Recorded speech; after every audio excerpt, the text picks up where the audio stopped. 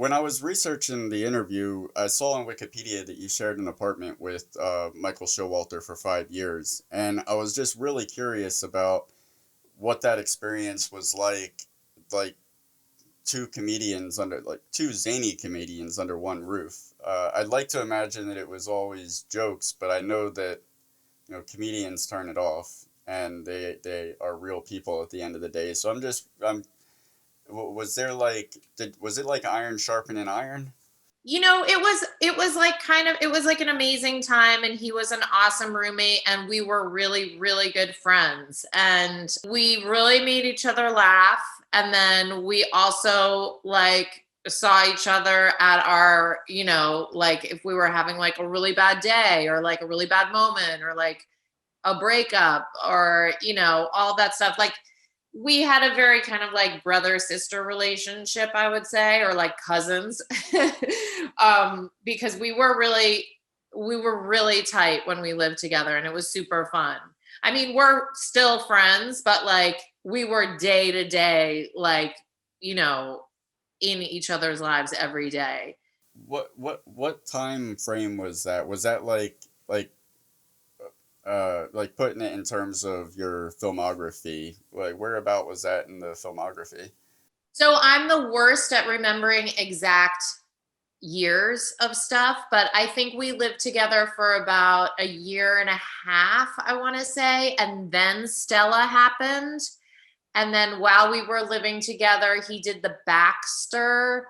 And then we lived together for a couple more years. And project wise, I don't know. When you talk about working with Showalter, how did you guys meet and when did you guys form that relationship? Because you just mentioned yourself, you guys are living together like every day these things happening. So let me ask you this: how did that relationship happen? Well, I was living with two friends of mine, Sam and Liz, and then Liz moved out because she got a boyfriend, and me and Sam needed a roommate. And so the New York comedy community, especially the alt community, is what I was participating in, and also what Michael Showalter was. All of those guys were the state they were like alternative shows, so they weren't at like classic stand-up clubs. So we all kind of knew each other and socialized together. So there was like a party one night, and I mean, we were like, we're looking for a roommate. So I was just like talking to people, and I would be like, yeah, do you know anyone who needs a place? We need a roommate. It was New York City. Like we couldn't float that extra room. We did, I think, for like a month, maybe two, and we were like, we can't do this. We need someone.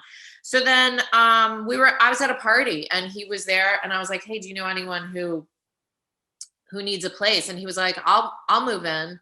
And I was like, what? And he, I guess for his own reasons, like wanted to live with people. He had been living alone and then like wanted roommates. And so he did. And I was certainly friendly with him before then, but then we really did get to know each other really well when we became roommates. And then we like all lived together in that apartment, and then found a different apartment, and all three moved to the other apartment. So we sort of like were a little crew for a little while. That's awesome. That sounds like a great time. Yeah. And then the Stella thing happened.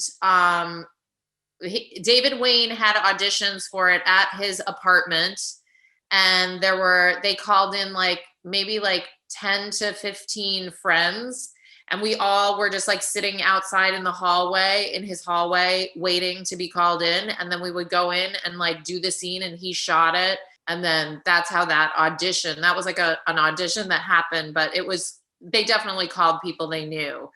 And then I got that one part, and Heidi, another girl, got another part. And then the redheaded girl, we didn't actually know. I think that happened like through an agent, but she was awesome. And that was I'm just going to talk about Stella, if you don't mind. Yeah, Please, no. please. That was like, I thought, the funniest show.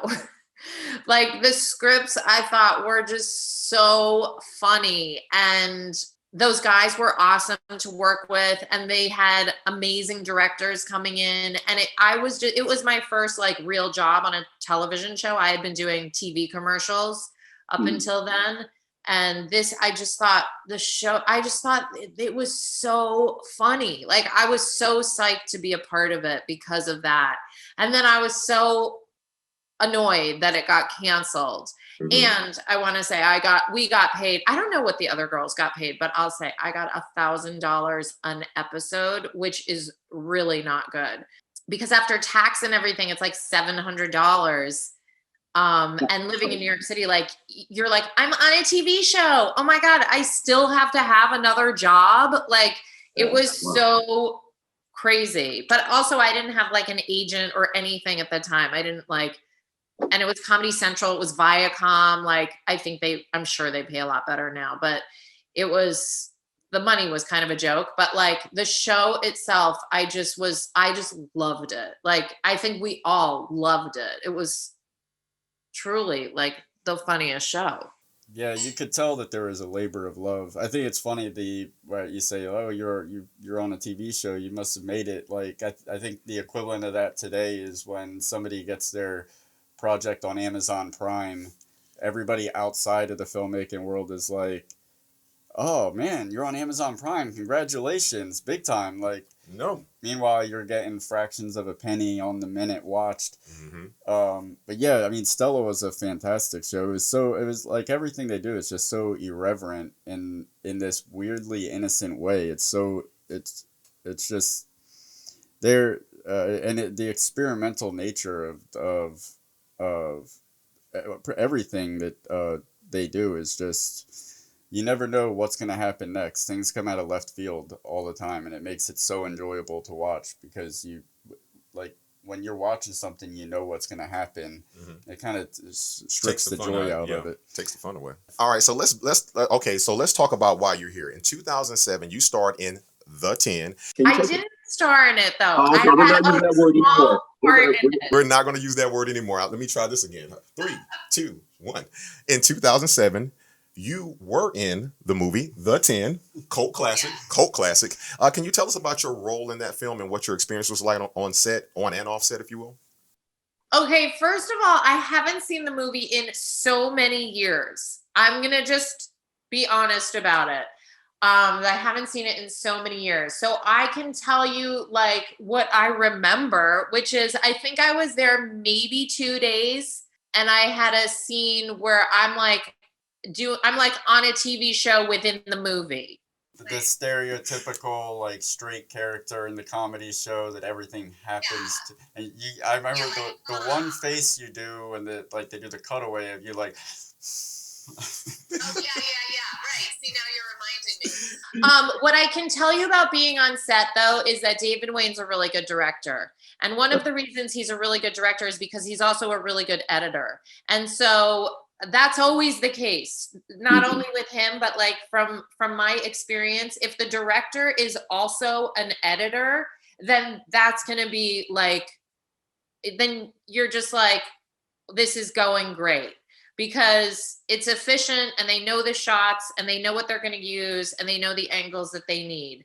And if they're not also an editor or don't have that experience, then they're doing like so much coverage that as the actor, you're like, they kind of don't know what they're doing and I'm going to miss dinner at home. I'm going to be here forever. So David Wain, I think for me is a great director because he knows exactly what he wants and exactly what he needs. Plus he has a very friendly personality and does a lot of magic tricks during the downtime. Really? I did not take him as a magician. That's funny. Yeah, a lot of card tricks. Many card tricks. Like Barney from How I Met Your Mother. How I Met Your Mother, yes. Let me ask you this. I just wanted to say that's so true what you say about the editor and director is there's such an advantage to when you're calling the shots to not only know where the story's going, but to know how it's going to be put together. And also when you're the editor and you're calling the shots on set, you want to go into post-production with as little footage as possible, like only the bare necessities so you don't have to sort through so much. Like, yeah. I've told people many times, like, because a lot of the times there's actors are like, can I try that a few more times? Like, we can, or we can just move on to the next part because I'm telling you, we got what I want. We got what we need. What you just did is I'm not looking past that take in post. I've never asked you that, have I? Oh, yes. Damn. Oh, yes. All right. Damn it, man. He's never told me this. He's exposing secrets. I don't know if David Wain was the editor on it, but he is an editor, so he's like thinking like Have that that. mindset. Yeah.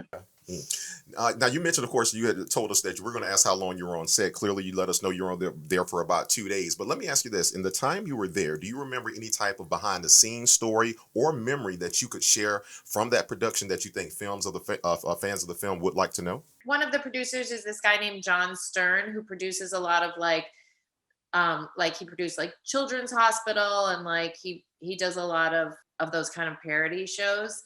Yeah. And he's just a really nice person. Oh, he produced Wainy Days also. He's a super nice person. So I guess like my memory is that people were really nice, and it was a really friendly, like not intimidating environment. Like if you're on, I sometimes get cast for just like to do one day on a show here and there, and like that can be kind of an intimidating thing because it's almost like you're going to a new school just for one day, and everybody knows each other, and you have to like be really on top of your shit, like you always have to be anyway, but like plus you have to have deal with that anxiety of like, I don't know anyone and they're all best friends. And so that set on the 10, I did know a lot of the people. And so I think a lot of the people on that knew each other already. So it was like that kind of anxiety of like, I don't know anybody wasn't there. And so that's also like an incredibly nice thing to have when you go to work on set, because it can be intimidating if you're like, I'm the new kid just for a couple days or just for one day. That was one thing that I thought was really cool about the 10 is that there's all these A-listers in it, but it's almost like they were playing at your guys' house. It wasn't like, because everybody, like all the bit parts in it, the small parts were all people that I've recognized from other projects that David Wain or Showalter or Marino has done. And and then you have like people like Lee Schreiber and Winona Ryder, and they're almost it's almost like the cool kids table became the outcast for a project. Don't forget about P. Rudd. Oh yeah, well I call him P. No, Rudd. Paul Rudd is a part. He's very adjacent. We're still in 2007. David Wain's series Wainy Days, which you were in, of course. When you're working, like you've worked with David on smaller scale productions like this or Stella, and then larger scale productions with ensemble casts like the 10, or even Wet Hot American Summer. What is something that you can always expect from a Wain production, no matter the size of the project? I don't know. He's always just like friendly and funny and cool, and like, I don't know. There's a warmth. I'm not giving you really like anything that specific, but I really like him a lot. So it's like, I'm so delighted to do whatever. And I think his projects, all of their projects, I thought Wainy Days was really funny. As an actor and a comedian, if someone likes you, then like you're automatically gonna like them also. So yeah, there's that. And then like they're hiring you to like do, to do the thing that you do. So then you feel good about it. It's like a very positive experience that way. Yeah, I could see that. I love hearing that he's so nice, because I've always got that feeling that just when I see him on camera or interviews or like Wainy Days, there's I always have got a good feeling about him. Like he just seems like the sweetest person. Every time he's on the screen, my wife says every single time, it's like, oh my goodness, I just want to hug him. And you continue to watch the movies. Oh yeah, with her. I want to hug him too. Okay. They're all really nice. Like Michael Black is a prince. He's really, like he's really a good person. Like Michael Showalter, also such a good person. Like they're all awesome. That is amazing. Now, jumping ahead a little bit, but still keeping with the theme of David Wain, you were in 2 episodes of the Wet Hot American Summer series, which felt like a reunion in real life for many people that have worked with David since the beginning. What was that experience like? Again, I was there for such a short amount of time. Like I was there, I think probably for 8 hours. So I was happy to be a part of that world for a minute. And it's always nice to see a bunch of familiar faces. Like, like I was in a scene with like Paul Scheer was in my scene. Well, like he's a person I see in my life out here sometimes, like, so it's nice to like see people. I think 80 Miles also maybe was in my scene. And so it's always amazing to cross paths with people who and have known for many years, like at work. So it's the exact opposite of you're not the new kid in school, you're the senior and you're picking on the new kid coming to set. I definitely still feel, I mean, I know those guys, but like, then there are people who I definitely don't know, and so there's like a little bit of that, but I feel comfortable in those worlds. Yeah.